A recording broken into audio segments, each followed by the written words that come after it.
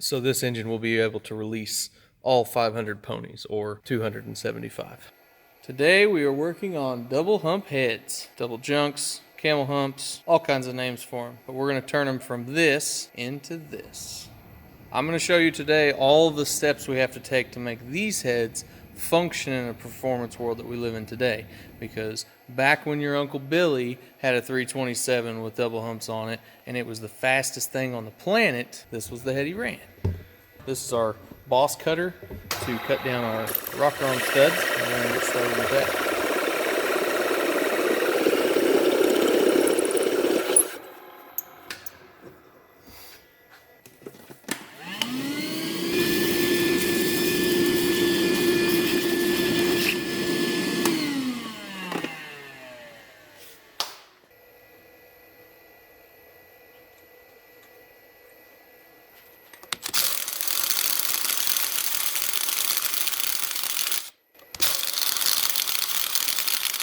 Now it is hot as fire, I promise. Alright, we are set up to tap these. We've got our 7/16 14th tap.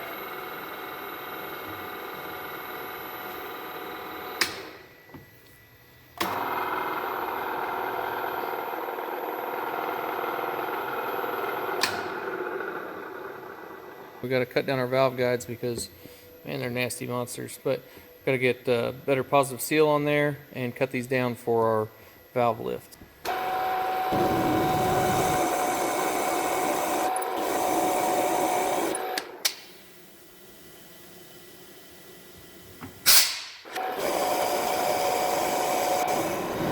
We got all those top cut. Now we're going to bring in our valve seal cutter. So we're going to cut these down to a 530 valve seal. Just like that.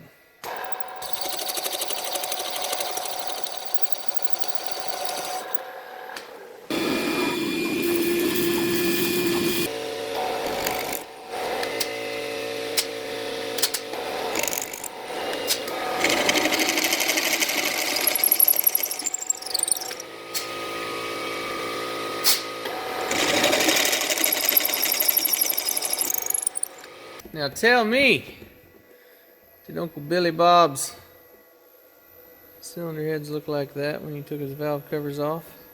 No! No, they look like that.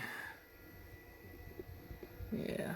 This is our valve seat cutting tools. Normally on a traditional valve job, you would see something like a 3-angle seat cutter here. 30, 45, and 60 down here. But we don't use those. We use this, our intake cutter for these heads.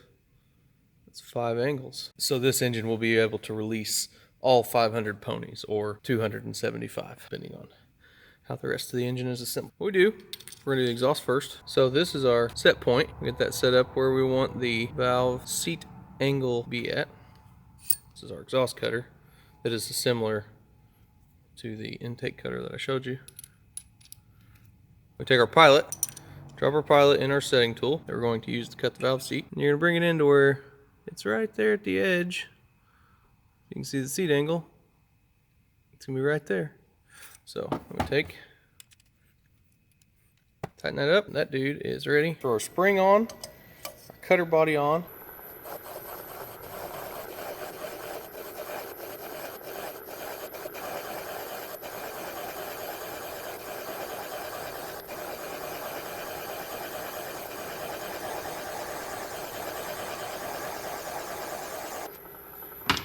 Seat cut nicely. What we're going to do now, we'll take and put a couple marks on our valve.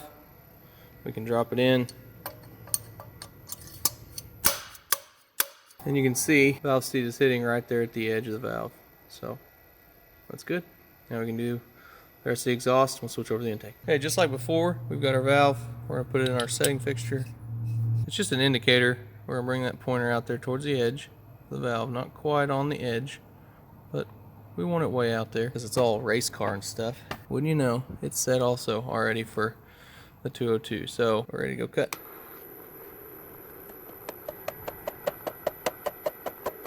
So what you can't see is it's actually cutting the chamber open right over here. So So we're just now starting to cut with the bottom of our cutter into the seat now, or below the seat really, down in the bowl area. So same thing, we're gonna take our valve, put a mark on it. Here's a cool comparison of that's the 202. Look at that ledge down there that we're going to have to blend in compared to the 194. So this head is going to be way better off even though we don't port it. You can see all the angles there, and it's slick. Okay, we've got the blender. This is a 70-degree cutter.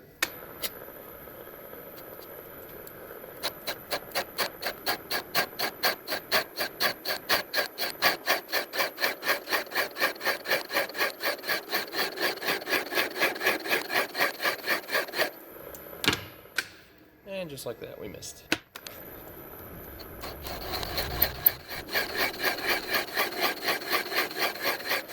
Okay, so now you get a comparison of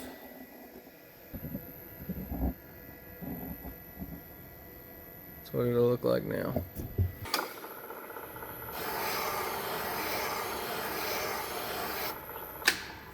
Okay, we've got our first head set up in the surfacer. I've went ahead and leveled it.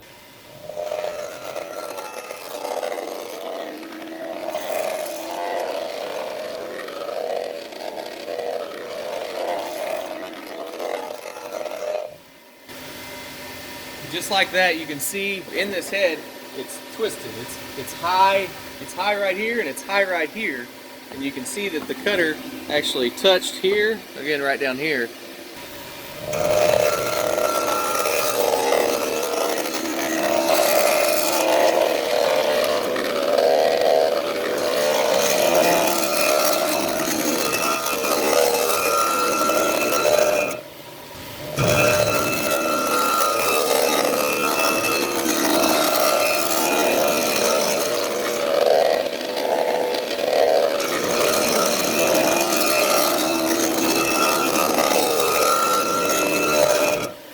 That head is roughed in. That was 8/1000ths we just cut off, and I'm gonna go and chamfer all my bolt holes, and then I'll make a finish pass, and it should be good.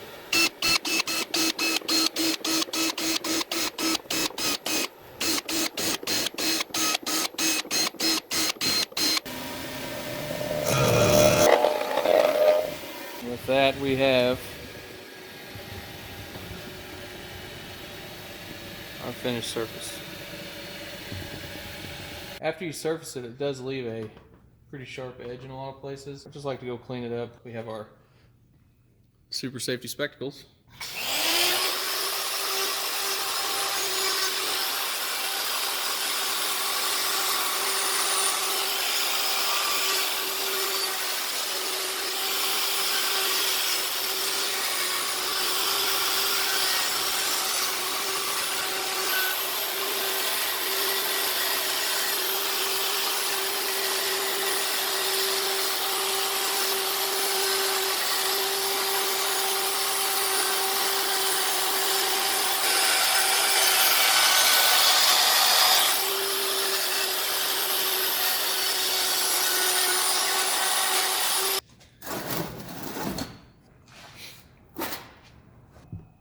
Put them in the jet spray, give them a 15-minute bath. Stainless exhaust, stainless intake. So we stick this on, sit it all the way down where the valve spring goes, and we're gonna take our retainer. So the problem with this retainer, and a lot of stock style retainers, is this is actually made to measure inch 700. That's actually from here to here. Just so we are all on the same page here. From the bottom to the top, this retainer is going to drop down in here. So I have measured this shoulder, and it's 140 thousandths. So whenever we get done measuring and writing down our sizes, we'll just add 140 to it. This in here. 1 inch 880. So if we take 140 away, that's 1 inch 740. So I'm going to write on here 1.740. And we'll move on to the next one. This valve spring coil bind is at 1.115. Our customer said their lift is going to be somewhere between 500 and 550 lift. So we're gonna go err on the side of the caution and say 550, okay? And then we take that number, plus we wanna give at least 60 thousandths coil bind clearance. So 1 inch 725. This valve spring says it wants to be installed at this, but we're gonna install at this. Just make sure it's red pins, what we use on with everything. And we want to make sure it slides down on there like it's made for it. Now we add our shims. 1 inch 785, take away 725. We know that's 60 thousandths worth of shim. We'll take our spring fingers. All right. We got our hardened locks. As I'm doing this, I'm checking to make sure, because I've got some of these before and they just be completely garbage.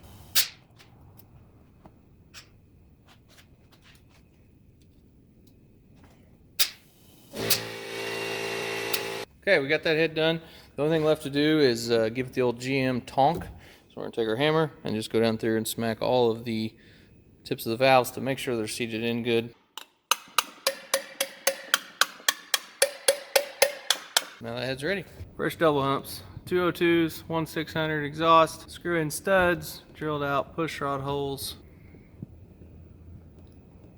My take on double humps: if you're restoring an old car and you need them, that's when you need them. Circle track, we've got rules that classes we have to run an old head like this to get an advantage. If you're just building an old hot rod, it's going to be cheaper to buy a set of heads these days than it is to fix these. If you guys like what you see here, leave us a comment. Appreciate you guys. Have a good day. Bye. Hey y'all, thanks for watching. This is double jumps.